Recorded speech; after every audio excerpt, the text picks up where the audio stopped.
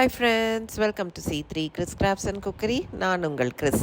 இன்றைக்கி நம்ம சேனலில் ஆக்ராவில் உள்ள ஃபத்தேபூர் சிக்ரின்ற ஒரு இடத்த தான் சுற்றி பார்க்க போகிறோம். நம்ம சேனலில் இப்போல்லாம் ஆக்ராவை சுற்றி பார்த்துட்டு இருக்கோம்.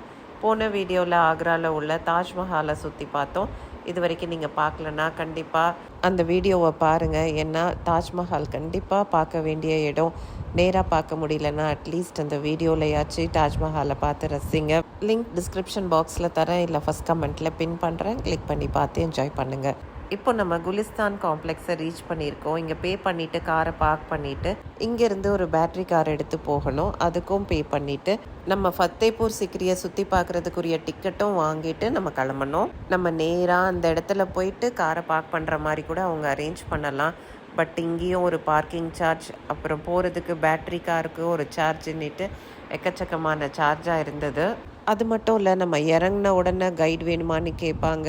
அங்கே கைடு இல்லாமல் நீங்கள் சுற்றி பார்க்க முடியாது, உங்களுக்கு ஒன்றுமே புரியாதுன்னெலாம் சொல்லுவாங்க. நம்ம கைடோட சார்ஜஸ் எவ்வளோன்னு கேட்டோம்னா ஒரு ஆளுக்கு 500 ரூபாய். அவங்க சொல்கிற மாதிரி பெரிய இடமா இருக்கும், சுற்றி பார்க்க முடியாது அவங்க கைடன்ஸ் இல்லாமன்னு சொல்லிட்டு கைடு எடுத்தோம். இந்த இடத்த சுற்றி பார்க்குறதுக்கு ஒருவருக்கு 40 ரூபாய் என்ட்ரி ஃபீ. அங்கேருந்து இங்கே பேட்ரி காரில் வர்றதுக்கு ஒருவருக்கு 50 ரூபாய். ஆனால் கைட் சார்ஜ் ஒருத்தருக்குன்ட்டு கலெக்ட் பண்ண மாட்டேங்கிறாங்க. 1800 ரூபாய் கொடுத்து நம்ம அவங்கள கூட்டிகிட்டு போகணும். இப்போ நம்ம உள்ளே வந்தாச்சு. நீங்கள் பார்க்குறது திவானி ஆம் அப்படின்னா ஹால் ஆஃப் பப்ளிக் ஆடியன்ஸ்னு அர்த்தம். பொதுமக்களுக்கு ஒரு பிரச்சனை இருந்தால் அதை தீர்த்து வைக்கிறது, பொதுமக்கள் தவறு செய்தால் அவங்களுக்கு பனிஷ்மெண்ட் எல்லாரும் முன்னாடியும் இந்த இடத்துல வச்சு தான் கொடுப்பாங்களாம். இங்கே ஒரு கல் தெரியுது பார்த்தீங்களா, அதில் அந்த ஆளை நிற்க வச்சு யானை காலால் மிதித்து கொல்லுவாங்களாம். அந்த காலம் மாதிரி இந்த காலத்துலேயும் பனிஷ்மெண்ட் எல்லாரும் முன்னாடியும் வச்சு கடுமையாக இருந்துச்சுன்னா குற்றங்கள் குறையும். இந்த இடம் ஒரு திறந்த வெளியாக காற்றோட்டமாக ஒரு லான் செட்டப்பில் செட் பண்ணியிருக்காங்க. இப்போ டிக்கெட்டை நம்ம காமிச்சிட்டு உள்ளே போகிறோம். உள்ள ஒரு சில முக்கியமான இடங்களை சுற்றி பார்க்க போகிறோம். இதுதான் திவானி காஸ், இதுதான் ஃபஸ்ட்டு பார்க்க போகிறோம். இந்த ஸ்கொயராக தெரியுதுல்ல, அதுதான் திவானி காஸ். வெளியே தான் ஸ்கொயராக இருக்கும், உள்ளே இந்த மாதிரி பில்லர் வச்சு மேலே சர்க்கிளாக இருக்கும். நடுவில் அந்த சர்க்கிளில் தான் ராஜா உட்காருவாராம். மற்ற 4 புறத்துலையும் மந்திரிங்க உட்காருவாங்களாம். இங்கே தான் அவங்க மத சம்பந்தப்பட்ட காரியங்களை பேசுவாங்களாம். அக்பர் ராஜாவுக்கு 3 மனைவிகள், ஒவ்வொருத்தவங்களும் ஒவ்வொரு மதத்தை சேர்ந்தவங்க. ஒருத்தவங்க முஸ்லிம், ஒருத்தவங்க கிறிஸ்டியன், ஒருத்தவங்க ஹிந்து. அதனால எல்லா கடவுளும் ஒன்று தான் அப்படின்ற ஒரு மதத்தை கொண்டு வரணுன்ட்டு தீன் இலாஹின்றத உருவாக்குனாராம். ஆனால் அது எல்லாராலையும் ஏற்றுக்கொள்ளப்படலை, நடைமுறைக்கும் வரலை. இப்போ திவானி காஸ் பார்த்தாச்சு. அடுத்தது பஞ்ச் மஹல் பார்க்க போகிறோம். பஞ்ச் மஹல்ன்றது நீங்கள் பார்க்குற மாதிரி 5 கட்டட மாடி, கீழே பெருசாகவும் மேலே போக போக குறைந்துட்டே போகிற மாதிரி இருக்கும். 176 தூண்களால் உண்டாக்கப்பட்டதான் இந்த பஞ்ச் மஹல். இது பெண் ஊழியர்கள் தங்கும் இடமா இருந்துச்சு. அதாவது அக்பர் வீட்டு பெண் வேலைக்காரர்கள் தங்கும் இடமா இருந்துச்சா. அக்பருக்கு, அக்பருடைய மனைவி 3 பேருக்கும் உதவி செய்த பெண்கள், பெண் அடிமைகள், பெண் விருந்தினர்கள்லாம் தங்கும் இடமா இருந்துச்சா. இந்த பஞ்ச் மஹலுக்குள்ள ஆண்களுக்கு போக அனுமதி கிடையாதாம். கீழே கட்டங்கட்டமாக தெரியுதுல்ல, அது லூடோ கேம் மாதிரி. அதில் ராஜா உண்மையான பெண் வேலைக்காரிகளை வச்சு விளையாடுவாராம். ஒரு பக்கம் பெண்கள் தங்குற இடத்துக்கு ஆண்கள் போகக்கூடாதுன்ற அளவுக்கு பாதுகாப்பு இருந்தாலும், மறுபக்கம் ராஜாக்கு விளையாட்டு பொருட்களாக தான் பெண்கள் இருந்திருக்காங்க. அடுத்தது ராஜாவுடைய மனைவிகளுடைய வீடுகளை தான் நம்ம பார்க்க போகிறோம். நான் ஏற்கனவே சொன்னேன்ல, அக்பர் ராஜாவுக்கு 3 மனைவிகள், 3 மனைவிகளுக்கும் தனித்தனியாக வீடு இங்கே அமைச்சு கொடுத்துருக்காரு. இப்போ நீங்கள் பார்க்குறது அவருடைய முஸ்லிம் மனைவிக்காக அவர் கட்டின வீடு. இது ஒரு சின்ன ரூம் தான், ஆனால் எல்லாமே ப்ரெஷியஸ் ஸ்டோன்ஸும் செமி ப்ரெஷியஸ் ஸ்டோன்ஸாலே ஆனதான். இங்கே பதித்திருந்த precious stones, semi precious stones எல்லாத்தையும் பிரிட்டிஷ் அவங்க ஆட்சிக்கு வந்த பிறகு அவங்க எடுத்துகிட்டு போயிட்டாங்களாம். இங்கே இருந்த எல்லா பில்டிங்ஸோட ஆர்கிடெக்சருமே ரொம்ப நல்லா இருந்தது.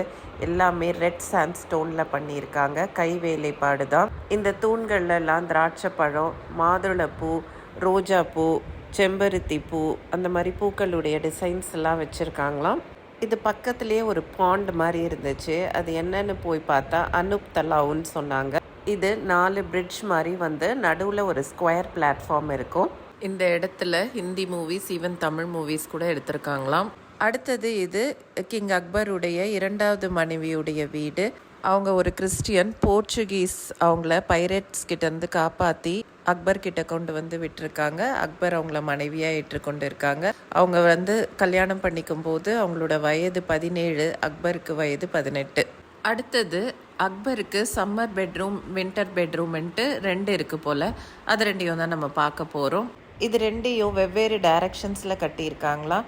முக்கியமாக சம்மர் டைமில் நல்லா காற்று வரணுன்றதுக்காக அதுக்கேற்ற மாதிரி அந்த டைரக்ஷனில் கட்டியிருக்காங்க. இப்போ நீங்கள் பார்க்குறது கிங் அக்பருடைய பெட்டு. அவருடைய பெட்ரூம் பக்கத்தில் ரோஸ் கார்டன் ஒன்று செட் பண்ணியிருப்பாங்களாம். சம்மர் சீசனில் காற்றடிக்கும் போது அந்த காற்று அந்த ரோஸுடைய நறுமணத்தை கொண்டு வருமா. அது மட்டும் இல்லை, அந்த பாண்டில் ரோஸ் வாட்டர் ஃபில் பண்ணியிருப்பாங்களாம். அதுவும் நல்ல நறுமணத்தை தருமா.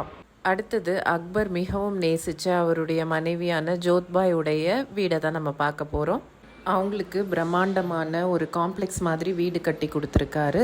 அங்கேயே கிச்சன் இருக்கான். ஏன்னா அவங்க பியோர் வெஜிடேரியன்ன்றனால அவங்களுக்கு தனி கிச்சன். அது மட்டும் இல்லை, அவங்களுக்காக உள்ள கோயில் கூட கட்டி கொடுத்துருக்காராம். அக்பருக்கு இந்த 3 மனைவிகள் போக பல மறுமனையாட்டிகள் இருந்ததா வரலாறு சொல்லுது. இப்போ நம்ம ஃபத்தேபூர் சிக்ரியில் சிக்ரின்ற இடத்த பார்த்து முடிச்சாச்சு. சிக்ரின்ற இடம் மக்கள் குடியமைப்பு இருக்கிற இடம். ஃபத்தேபூர்ன்றது ரிலீஜியஸ் பில்டிங்ஸ் இருக்கிற இடம். ரிலீஜியஸ் பில்டிங்ஸ் இருக்கிற இடத்த போய் பார்க்க போகிறோம். ஜோதாபாய் பேலஸ்லேருந்து அப்படியே நடந்து வந்தோன்னா ஃபத்தேபூர் வந்துடும். ஃபத்தேபூருக்கு கொஞ்சம் நடக்கிற மாதிரி இருக்கும். அங்கேயும் ஒரு சில பிளேசஸை நம்ம பார்க்க போகிறோம். இப்போ நம்ம அங்கே ரீச் பண்ணிட்டோம். உள்ளே போகிறதுக்கு முன்னாடி நம்ம ஷூஸ் எல்லாம் கழட்டி வச்சுட்டு ஒரு ஷூ கவர்ஸ் மாதிரி தருவாங்க. அதை போட்டுட்டு தான் போகணும். இங்கே சின்ன சின்ன வியாபாரிகள் சின்ன சின்ன பொருட்களை விற்கிறத நிறையா பார்ப்பீங்க. இப்போ நீங்கள் பார்க்குறீங்கல்ல, இந்த கேட் பேர் தான் புலந்த் தர்வாசா. இது 177 அடி உயரமாக அக்பர் குஜராத் கேம்பெயினை சக்ஸஸ்ஃபுல்லாக முடிச்சுட்டு வந்த ஞாபகார்த்தமாக இந்த கதவை கட்டியிருக்காங்க. இதுதான் உலகத்திலேயே மிக உயரமான கேட்வே ஆகவும், அது மட்டும் இல்லை, இது உள்ளே இருக்க மாஸ்க்கு மெயின் என்ட்ரன்ஸ் ஆகவும் ஃபத்தேபூர் சிக்ரிக்கு சதர்ன் என்ட்ரன்ஸ் ஆகவும் அமைந்திருக்கு. இந்த கேட்வேயுடைய என்ட்ரன்ஸில் பர்ஷியன் லாங்குவேஜில் மரியின் சுதனாகிய இயேசு இந்த உலகத்தில் நம்ம வாழ்கிற வாழ்க்கை நிரந்தரம் இல்லைன்ட்டோ நம்ம வாழ்கிற கொஞ்ச நாள் ஜெபத்தோடு மற்றவங்களுக்கு நல்லது செஞ்சு கழிக்கணுன்றதை சொன்னதாக எழுதியிருக்காங்களாம். அது போக அந்த கேட்வேயில் இன்னொரு இன்ஸ்கிரிப்ஷனும் இருக்குதா. சலீம் சிஸ்தியுடைய சீஷனாகிய ஹுசேன் சிஸ்தின்றவர் நாசிக் ஸ்கிரிப்டில் ஒரு குரானில் உள்ள ஒரு வசனத்தை எழுதியிருக்காராம். நீங்கள் ஆக்ரா வந்தீங்கன்னா முதல்ல பார்க்க வேண்டிய இடம் தாஜ்மஹால், 2வது இந்த புலந்த் தர்வாசா. அடுத்தது நம்ம ஃபத்தேபூரில் பார்க்க போகிறது ஜம்மா மஸ்ஜித். ஜம்மா மஸ்ஜித்ன்றது ஒரு மாஸ்க். ஃபத்தேபூரில் இதை தான் முதல்ல கட்டியிருக்காங்க. அதுக்கப்புறம் தான் புலந்த் தர்வாசாலாம் கட்டியிருக்காங்க. புலந்த் தர்வாசா மாஸ்க்கு கட்டி 5 வருஷத்துக்கு அப்புறம் தான் கட்டப்பட்டதா. இது ப்ரீஸ்ட் சலீம் சிஸ்தி அவர்களுடைய கல்லறை. மார்பிள்லேயே செஞ்சுருக்காங்க. இவருக்கு ஏன் இதுக்குள்ளே கல்லறை வச்சுருக்காங்கன்னா, இவர் தான் அக்பருக்கு குழந்தை இல்லாமல் இருந்தப்போ ஜோதாபாய் மூலமாக இவருக்கு ஒரு ஆண் குழந்தை பிறக்கும். அவர் தான் இவருக்கு அப்புறம் ராஜாவாவாருன்ட்டு முன்குறித்து சொன்னவரா.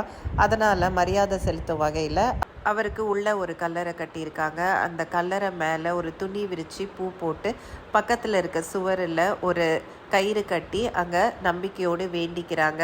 சிலவங்க குழந்தைகளுக்காகவும் சிலவங்க அவங்களுடைய தேவைகளுக்காகவும் நம்பிக்கையோடு அங்கே வேண்டுறாங்க. ஃபத்தேபூர் சிக்ரியில் ஒவ்வொன்றும் உலக அதிசயம் தான் சொல்லணும். ஏன்னா பல 100 வருஷங்களுக்கு முன்பு மாடர்ன் மெஷின்ஸ்லாம் இல்லாமல் 177 அடியில் அவ்வளோ அழகாக கார்விங்ஸ் எல்லாம் கையாலேயே பண்ணியிருக்காங்க.